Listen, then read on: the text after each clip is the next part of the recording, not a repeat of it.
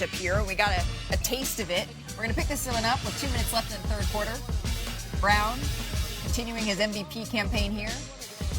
Steps back, drains that corner three. Beat the buzzer. There by Brown. And then early in the fourth quarter, Tatum drives to the basket. Gets a tough one to go there. Looking back like his old self. Yeah, he certainly is. And then later here in the fourth quarter, Ooh. Brown cuts through two defenders. Don't do that. What a move by Brown. And then the very next play here, Tatum gets the steal, pushes up the court, drives to the basket. Show some speed. And he Show some slams speed. it down. Okay. Here's Brown's Strong layup. perspective of that play. Like, I'm looking like I'm just chilling, and then you just break on the ball, like on like a cornerback. You know what I mean? I used to get this like all the time. That's a lot of ground you got to cover. But if you're timing it, because I know the pass is coming, he think I'm just chilling, you get it every time, no problem. You can't ever just think he's just chilling. Yeah, You can't ever just think he's chilling. No. Boston gets the win, 115-101. All right, next up, LaMelo Ball, the Buzz City Killers. They stung the Timberwolves without Anthony Edwards here. The Hornets, 17-5 in their last 22 games. 15 of their 17 wins have come by 10 points. Danny, do you expect Charlotte to get out of the play-in here? I do, fully. I expect them I would love to see that first-round matchup between them and Detroit, just because they had some smoke in the prior. But LaMelo Ball's turned over a new leaf. He's very mature now. Con Knipple have an unbelievable year. Brandon Miller. They have a lot of guys playing at a high level. Musa Diabate, Miles Bridges. They just found some type of rhythm when they're playing some great basketball. The moose is loose, right? Now they sit in the thick of that Eastern play-in race. And look, 6 through 9, they're separated by just one game here. So really a tight race there in the Eastern Conference as well. And Saturday, the Pistons, they clinched the Eastern Conference best record for the first time since 2006-2007. Detroit continues firing on all cylinders without Cade Cunningham. But Shams, what are you hearing about his possible return? Good news in Detroit. He's been upgraded. Cade Cunningham has been upgraded to doubtful tonight in Orlando. He's not going to play tonight, but I'm told he got an on-court workout in today. He's going to get one over the next couple days as well. They're going to evaluate him every single day. Cade Cunningham is getting close on a return to action.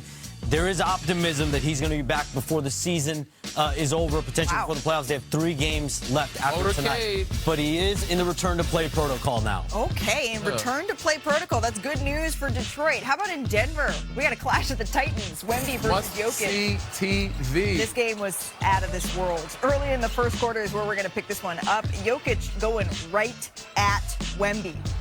On his chest. And then hits him with a nice little layup. Gotta take away that space, because if he doesn't. Stephon Castle has been playing some great basketball. Area 51. Yeah, finds Wemby. He had 15 points, 11 boards in the first half. Look out below. So to the fourth quarter we go. A minute left to play as we're going to pick this one up in the fourth. The Spurs up 2. Jokic puts it up and in. Nope. That's because Wemby's there. Got long arms. Pushing it back out. And then watch Devin Vassell. At the break. Okay, Dev. Goes up for the dunk. So the Spurs up 4 here. Now 8 seconds remaining. Nuggets down 2. Jokic. Great play. He's double teamed. Walk us through it here. Aaron Gordon sets the screen. Both guys go to Jokic. Leaves Aaron Gordon wide open for an easy 2-hand dunk. And so with that, the game's all tied at 124. One final chance here for the San Antonio Spurs. Good defense. Want to get defense. It. I thought this was going in. Real physical. Couldn't quite get it to go. And so who doesn't want some more extra innings? Free basketball? Just over a minute to play in overtime. The Nuggets up 2. Jokic backing down Wemby. Patented fade. Uses that little fake. And then the fadeaway jumper. It's unbelievable how what a matchup of big. When he shoots the shot, it looks like it's an accident. And yet he still gets it to go. He does the impossible. Wemby gets it in the mid-post. Gets a bucket to go. He had 34 points, 18 rebounds, 7 assists, 5 blocks. But the problem is Jokic is on the other side. The Nuggets get the win here, 136-134. Let's listen to the 2 big men talking about this matchup. I think first time I play against him, I told you guys that he's going to change the league and he's going to change the basketball. And I still, think that. And I think he has the opportunity and chance to be the most unique basketball player ever played the game. Very fun. One of the most fun games. I wish we could have closed it up. And my conclusion of this game is no matter is good for us. Anything that happened tonight is good for us. It's a real test against a team that's actually playing for something right now. It's going to have a little bit of playoff vibes. It did have a little bit of playoff It vibes. definitely did. And it could be a second-round matchup that we see if Denver's able to get up to the 3 seed and San Antonio stays the 2 seed. But these are video game numbers. Unbelievable. Right? Wemby went for 34, 18, 7, and 5 blocks. Wasn't enough, though, because Jokic called. He said he had 40 points, 8 rebounds, 13 assists, and 3 blocks. 3 blocks for Jokic. Yeah, to get the win Impressive. in overtime. He was getting up here. Tim McMahon, you have covered both of these teams extensively. We say howdy to you. What was your biggest takeaway from watching these two Titans go at it? Howdy, Malika. When the game ended, I dropped down to my knees and I prayed to the basketball gods. I said, please, please, please give us 7 games of that You didn't do during the that. playoffs. Yeah, well, Metaphorically. I'm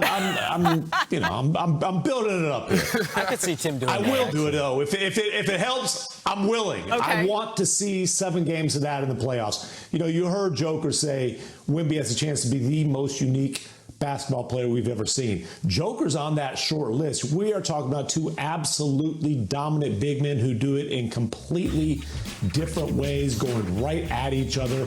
Both of them came to play. The one thing they really do have in common is they are wired to compete in very similar fashion. I want to see these guys. I can't wait until Friday when they meet again. I hope there's something at stake in that game. And I really, really hope we get to see these guys go at it in the playoffs. I hope we do too. And Danny, we've been talking about wanting to see Victor Wembanyama when the minutes get stretched with a playoff type atmosphere. What's it going to look like? He didn't quite touch 40 minutes in this game, but he got pretty close. I think he'll be fine, especially in the playoffs. For me, it was a great test for both teams. Both teams needed this type of environment, this type of game, especially the Spurs. 11-game winning streak. I'm sure they were kind of feeling like they were like invincible. They needed to come back down to earth a little bit. And, you know, Denver's, they're trying to get a 3rd seed. They need to play a playoff-type team. So this battle, again, they get a chance to see each other again at the end of the season. I don't know if they'll both play full teams or rosters, but I would love to see it. But, yeah, so seeing down the stretch with the Spurs, they showed some youth. There was some miscommunication in some plays. But I think they'll fix him. I got De'Aaron Fox. He is Mr. Clutch. We've known him to do better down the stretch. He'll have a better game. Stephon Castle could be Kellen Johnson. There's a couple guys. X Factors. You got the dog back there too. Good to hear. But yes, this was a game that we would love to see again. Tim, in the playoff 7 games, I would love to see. If I'm the Spurs, I wouldn't say super worried. But yes, this would But it's one that you just have like one eye on. And this becomes more realistic again if San Antonio is in fact the 2 seed and if somehow Denver, who's won 8 straight, can climb their way back into the 3 seed, which right now the Los Angeles Lakers own Shams. Are people around the league at all looking at that as something that's realistic or even maybe, I don't know, hunting out the Lakers as a matchup now? That wasn't the case a couple of weeks ago. The injury opened up Pandora's box, which is teams like Minnesota or Denver or Houston looking at the Lakers as someone that's wounded and someone that could be had in a first-round series, even more so than just several days ago before these 2 guys got hurt. But think about that second-round matchup that we could see as far as Denver against San Antonio. That's going to be a vaunted battle. You don't want to face Oklahoma City in the second round. That's why you want to get to that number 3, number 2 seed. But San Antonio is going to be tough. Yeah. Denver's going to be tough as well. That's going to be a hell of a second round. Houston Rockets, Minnesota Timberwolves, thank the basketball gods for the Lakers having these guys go out. Because if you can get a chance to move up, also play them in the first round, you are having more, like you have a really good chance extending your season and going to a second round because they're missing their 2 best players. We don't know when they're going to come back. I'm hopeful for them. I'm hopeful. Teams are looking at the Lakers right now and they're going like this. Licking their chops and thanking the basketball guys that they don't have it for, because with those healthy guys, those other teams might have been going. Yeah, and Denver right now is playing some great basketball. They've won 8 straight. You know who else is playing great basketball? The Atlanta Hawks. And in our Wednesday doubleheader, we got Jalen Johnson and the Hawks playing the first game of a home-and-home against Donovan Mitchell and the Cavaliers at 7 o'clock. The Cavaliers, they've got to take care of business, although they may be incentivized to call the 4th. And then we have Wemby hosting the Trailblazers. NBA Countdown tips off our coverage at 6:30. Hey, we think of you all at home as part of our extended NBA Today family, and we have breaking news here that hits us close to home, right? Today it was reported that North Carolina, the Tar Heels, intend to hire Michael Malone as the school's next basketball coach. That's according to our Pete Thamel.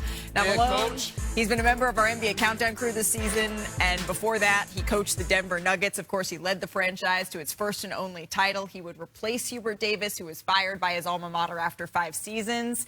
But Danny, you know, as much as we don't want to see Michael Malone go, I'm so very happy for him. I'm loving this. I mean, I'm sad to see it's your alma Hubert mater. go. But yes, his daughter's there. I had Michael Malone as a rookie in Cleveland. He was a great X's and O's offensive juggernaut to me.